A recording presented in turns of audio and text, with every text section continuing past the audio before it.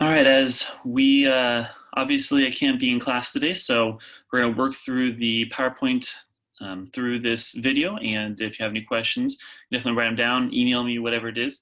Um, you will be getting your worksheets either today or tomorrow to finish for Thursday. Remember that you'll be taking pictures of those and putting them up on Canvas. So you will not be turning those into class. Let's go ahead and start off with our past and present questions. What is cuneiform? You should remember that from something we looked at last week.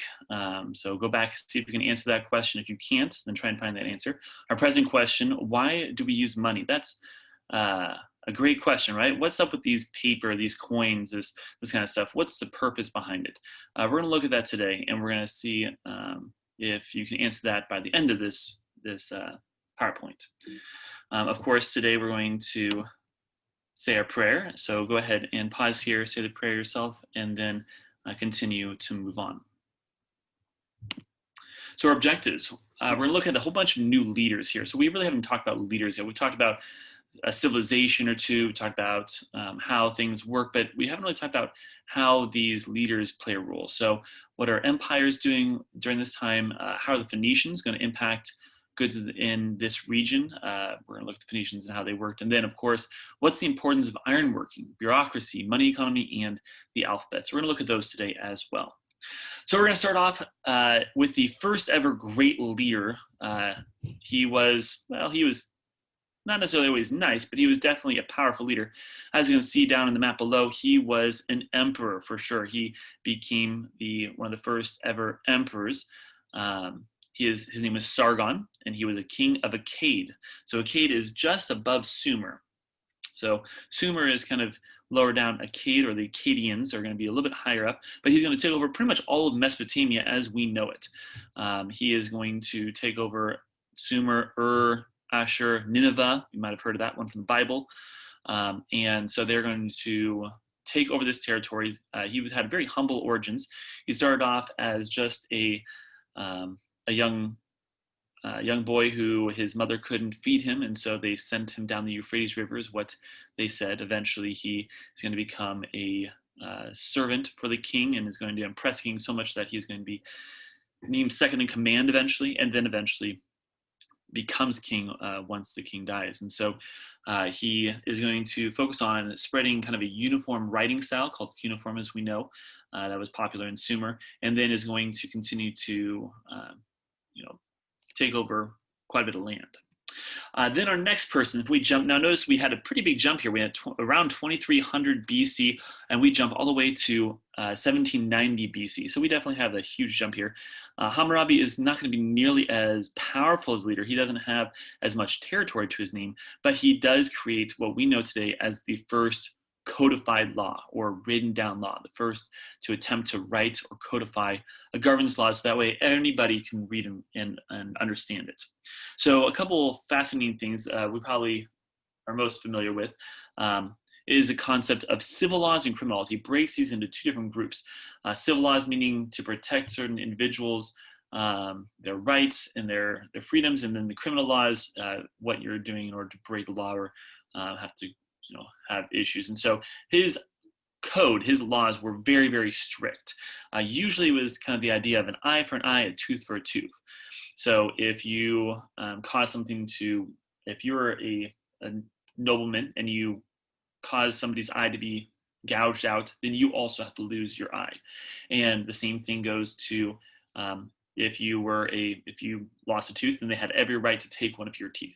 That applied to equal standing, to equal social class. But if you were someone who was a lower class, if you were a farmer or something like that, and you poked their eye, then you might have to pay them a certain amount of money. Or if it was a slave, you might have to pay for half or a quarter of the slave. So it was, there were certain kind of qualifications based on what class you were. Also, you had these ideas of the civil laws to try and protect women. Women didn't have a lot of rights at the time. They won't have a lot of rights for a very long time, for thousands of years. But for these women, they had certain rights to protect them, as well as slaves, that you could just do whatever you wanted to slaves.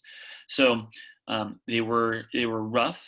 They were definitely harsh, but they were finally written down so people could know what they were and follow them, which was important. So then we move on to look at another group, the Hittites. So we go from Hammurabi to Hittites, just about 300 and 400 years later or so. So as you can tell here, the Tigris and Euphrates are down below. So this is something called Asia Minor, and this is kind of where Turkey is today. So they're going to enter northern Mesopotamia from this area up here. The Hittites are going to be another empire that are going to expand, mainly due to their technology. They developed something called ironworking. So the earlier technologies were focusing on bronze. Bronze was excellent. It was strong, but it wasn't very usable. It wasn't user-friendly. This iron was stronger. It was lighter. It was cheaper, but it was harder to use. It is harder to shape and mold. And so they had to do a lot of work in order to develop that. And they kept that secret very, very safe for several hundred years. And by doing that, they're going to keep control over northern Mesopotamia and even into southern Mesopotamia for a while. And they're going to have some large fights with the Egyptians, as we'll see tomorrow. So the Hittites are known for also their chariots and that kind of stuff, but biggest thing they're going to be known for is their ironworking. Then we are going to jump forward another like 700 years, between 700 and 800 years. So we're jumping forward again to this guy, king of Babylon named Nebuchadnezzar. So he is, Babylon by this point had been run down, had been all sorts of problems, and he is going to rebuild Babylon in its greatness and try and expand their territory. So he rebuilds the public works, especially the walls, and is going to build all sorts of roads. And he goes over to what we know today as the Jews.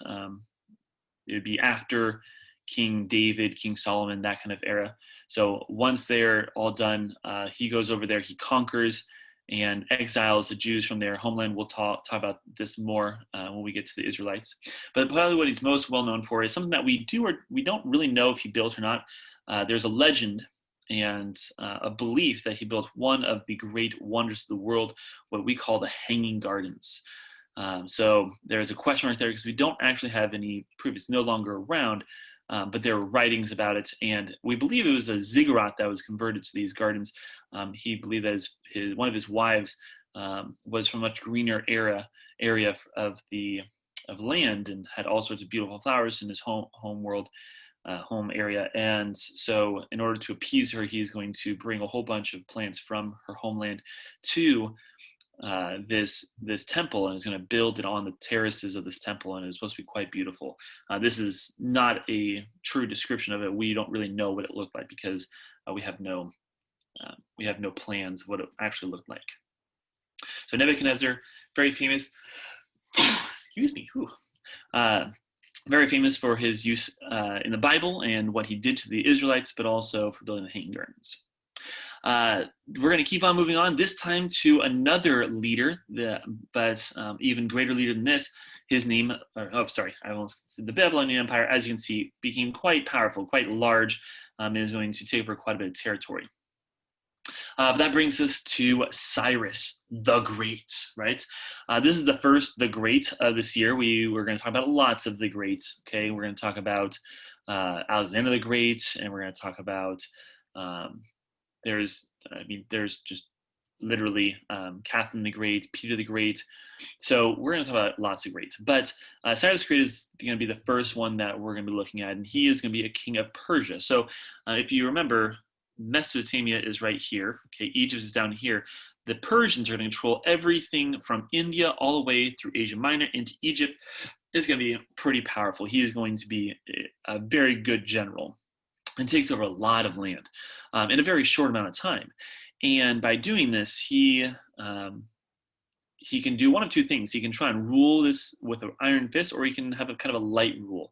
And what he decides to do is he decides to be very accepting of those cultures of the conquered people. Essentially, he calls himself the King of Kings. You might have heard that from the Bible. He kind of took that idea from the Persians, that he was the King of Kings. He was the king over other kings. And while he let them have their own culture, their own monies and that kind of stuff, he is going to really develop a strong empire there, and pretty balanced overall too. So he was considered Cyrus the Great, not because he controlled a lot of territory, as we'll see, but instead because he is going to be very accepting and very loved by many people. He has a son who's going to take over after his death, and his name is Darius the First. It's kind of hard to follow after a father who's known as the Great, and so his son Darius is going to try and take the step up. He's not going to expand the territory very much, but he's going to take this area and break it up into a bureaucracy. A bureaucracy is essentially an organizational group in order to better divide and conquer over these different areas. So technically it's all Persia, but he breaks these into different provinces, and each province has leaders and organization that then report to a larger organization. Kind of how we have a bureaucracy here in the United States of the states versus the federal government. We have the states that report to the federal government for a number of different things. He's also going to develop the first large-scale money economy. They had money before this with coins and that kind of stuff, but the use of this money is going to be used to kind of connect all these different parts of the empire and really improve trade, because we have just one type of coin that's going to be used across the empire. So that was very useful. And that, of course, is much more useful than bartering, because now you can actually pay prices for things, set them, and is able to use that to better trade throughout the empire. He's also going to really focus on roads. He really wanted to improve trade, and the only way to do that is through roads. Not to mention, roads are going to be used for not just trade, but also for protection. By using those roads, he's going to be able to get soldiers to places much quicker, which is very important. So Darius I definitely played his role in history, though definitely not quite as popular as his father was. That brings us to the last group that we're going to be looking at today, the Phoenicians. You might recognize the root word of Phoenicians. It is a class you took, generally your kindergarten, first grade, second grade. Phonics, right? Phonics. It is going to come from the root word Phoenicians. And they were sailors. They didn't really have strong empires. They didn't really have strong militaries, but instead they're going to have a strong fleet. With all sorts of trade routes, as you can see on that map below. So they settled into a whole bunch of different colonies. Most importantly, we have this one right here, Carthage. That'll come in handy later. Don't forget Carthage belonged to the Phoenicians. That's going to be important later. Also, Crete is going to be important as well. That's going to be a big issue. They actually made it all the way up to Britain at one point. We know that as well. So they're going to be good traders, and they're going to create all sorts of fancy things that they're going to trade. One of the big things is glass vessels. Right here, this is a glass vessel made by the Phoenicians. You notice that it's not see-through. Most glass isn't see-through. That's has to be a unique type of glass that's going to be see-through. So they create these glass vessels that are going to be prized amongst the whole region, and also the idea of purple dye. They call it Tyrrhenian dye because it comes from the area of Tyre, and it's going to come from these little snails.